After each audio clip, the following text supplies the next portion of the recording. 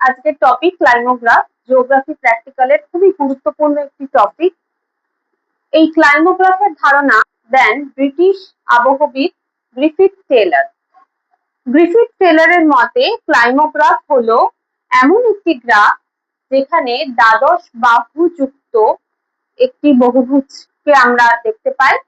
সেখানে wait bulb temperature অর্থাৎ আর্দ্র কুণ্ড থার্মোমিটারে নেওয়া উষ্ণতা এবং আপেক্ষিক আর্দ্রতাকে প্রদর্শন করা হয়। আপেক্ষিক আর্দ্রতা এখানে পার্সেন্টেজে এবং wait bulb temperature generally degree Fahrenheit বা ডিগ্রি সেন্টিগ্রেডে নেওয়া হয়ে থাকে।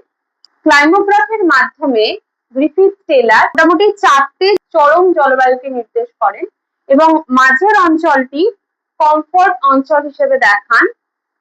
জেনে নিই, এখানে যদি টেম্পারেচার শুরু হয় 0 থেকে, তাহলে ক্রমাগত উপরের দিকে যত যাব টেম্পারেচার বাড়বে, আর রিলেটিভ হিউমিডিটিও এখানে 0 থেকে শুরু হলে যত আমরা ডান দিকে যাব তত রিলেটিভ হিউমিডিটি বাড়তে থাকবে।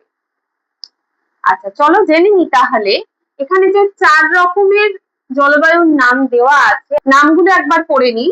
স্কর্চিং কিরকম ধরনের ওয়েদারকে দেখায়?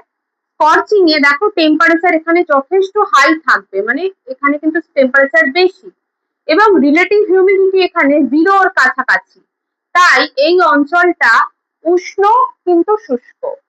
আবার মাগগি বলে যে জলবায়ু অঞ্চলটা নির্দেশ করছে, সেখানে টেম্পারেচার তো হাই আছেই, কারণ এই জায়গাটা টেম্পারেচার বেশি এবং তার সঙ্গে সঙ্গে রিলেটিভ হিউমিডিটিও এখানে যথেষ্ট হাই, তাহলে এই অঞ্চলটা হবে উষ্ণ এবং আর্দ্র অঞ্চল, অর্থাৎ এখানে একটা ভ্যাপসা গরম দেখা যাবে সবসময়।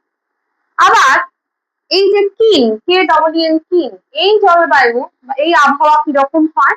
এখানে টেম্পারেচার প্রায় 0-র কাছাকাছি থাকছে, মানে খুবই কম টেম্পারেচার থাকছে এবং রিলেটিভ হিউমিডিটিও খুবই কম থাকছে, তাই এই অঞ্চলটা শীতল ও শুষ্ক। আর রইল র, এই আবহাওয়া বা এই জলবায়ু অঞ্চলটা কিরকম হয়?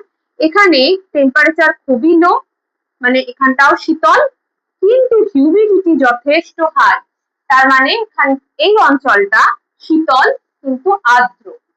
তাহলে 4 রকমের চরম জলবায়ুকে নির্দেশ করছে এবং মাঝের অঞ্চলটা কমফোর্ট অর্থাৎ আরামদায়ক জলবায়ুকে নির্দেশ করছে। প্রত্যেকটাই কিন্তু আবহাওয়ার এক একটা অবস্থা, অর্থাৎ স্কর্চিং মানে হলো উষ্ণ শুষ্ক আবহাওয়া, মাগগি মানে হলো উষ্ণ আর্দ্র আবহাওয়া, র হলো শীতল আর্দ্র আবহাওয়া, কিন হলো শীতল শুষ্ক আবহাওয়া। কিভাবে বুঝলাম? এই জায়গাটা 0-র কাছাকাছি মানে কম টেম্পারেচার, আর এই জায়গাটা 0-র কাছাকাছি মানে রিলেটিভ হিউমিডিটি কম। তাহলে এই কিন আর রয়েতে দেখো টেম্পারেচার খুবই কম থাকছে, কিন্তু কিনেতে রিলেটিভ হিউমিডিটি কম থাকলেও 0-র কাছাকাছি থাকলেও রয়েতে কিন্তু 100%-এর কাছাকাছি থাকছে, এই দিকটা বাড়ছে যেহেতু। আবার স্কর্চিং এ টেম্পারেচার খুবই বেশি, মাগগিতেও টেম্পারেচার খুবই বেশি, কিন্তু এখানে রিলেটিভ হিউমিডিটি 0-র কাছাকাছি। এই জায়গার যা স্কেলটা এখানেও তো একই স্কেল থাকবে, তাহলে 0-র কাছাকাছি রিলেটিভ হিউমিডিটি মানে এখানেও আর্দ্রতা খুবই কম। আবার মাগগি অঞ্চলে 100%-এর কাছাকাছি হিউমিডিটি থাকবে, মানে এখানে প্রচন্ড বেশি হিউমিডিটি, আর্দ্রতা খুবই বেশি, তাই যে ভ্যাপসা গরম ব্যাপারটা মাগগি আবহাওয়ায় খুবই বোঝা যাবে।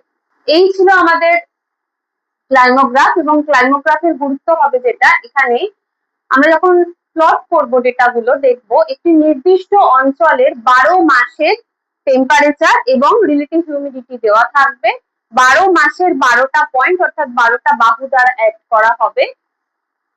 সেখানে আমরা ওই নির্দিষ্ট অঞ্চলের আবহাওয়া কোন জোনে পড়ছে সেটা দেখতে পাবো, আর না হলে কমফোর্ট জোন অর্থাৎ আরামদায়ক আবহাওয়ায় পড়ছে কিনা সেটাও জানতে পারবো। তার জন্য আমাকে আলাদা করে সেই অঞ্চলের 12 মাসের ওয়েট বাল্ব টেম্পারেচার এবং রিলেটিভ হিউমিডিটি 12টা করে ডেটা আলাদা আলাদা করে দেখতে হবে না, শুধুমাত্র এই 4টা দেখে নিলেই কোনো অঞ্চলের আবহাওয়াকে আমরা খুব সহজে জানতে পারবো, বুঝতে পারবো এবং সেখানকার মানুষের জীবনযাত্রা কিরকম হতে পারে, সেখানে অর্থনৈতিক ক্রিয়াকলাপ কি হতে পারে, কৃষিকাজ কোন সময় কিরকম কৃষিজ ফসল ফলানো যেতে পারে, সবটাই কিন্তু আমরা এই আবহাওয়ার চার্টের মাধ্যমে বুঝতে পারবো। চলো শিখে নেওয়া যাক ক্লাইমোগ্রাফ কিভাবে আঁকবো।